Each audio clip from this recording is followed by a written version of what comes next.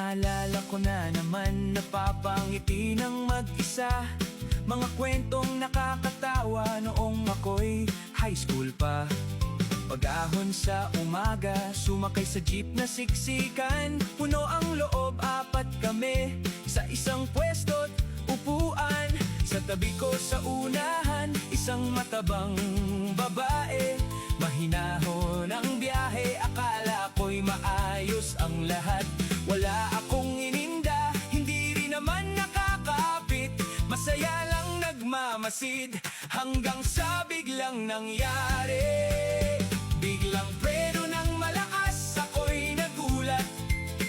Hindi nakakapit, wala akong mahawakan. Sa upuan ako'y gumulong, parang bola na tumalbog. Diretso sa unahan, doon ako napadpad. Niyakap ko nang di sadya ang matabang babae. Nagkatinginan kaming lahat, hindi makapaniwala. Yung pangyayaring yon nakatatak sa isipan, kailanman ay di malilimutan. Sa jeep nangyari yan. Nakita ko sa mata ko mismo kung paano ako gumulong. Parang pelikula ang eksena, nakakatawa talaga. Si ate na katabi ko, gulat na gulat din naman. Ako'y namula sa hiya, pero sa loob ay tumatawa. Lahat ng sakay ay napatingin, sabay-sabay na pangiti. Kahit nakakahiya, di ko mapigilang matuwa. Isang pangyayaring bihira, kakaiba ang nangyari. Sa biyaheng simpleng jeep, naging kwentong walang kaparihan.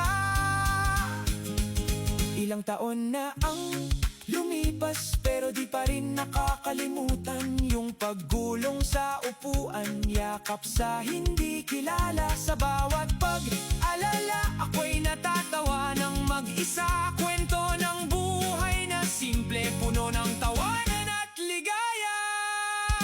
Biglang preno ng malakas, ako'y nagulat. Hindi nakakapit, wala akong mahawakan.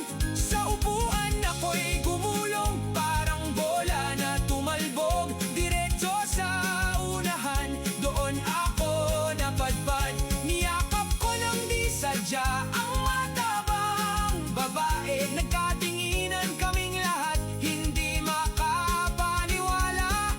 Yung pangyayaring yon nakatatak sa isipan, kailanman ay di malilimutan. Sa jeep nangyari yan. Jeepney ng Pilipinas, puno ng kwento't saya. Ang aking paggulong, pinaka nakakatawa.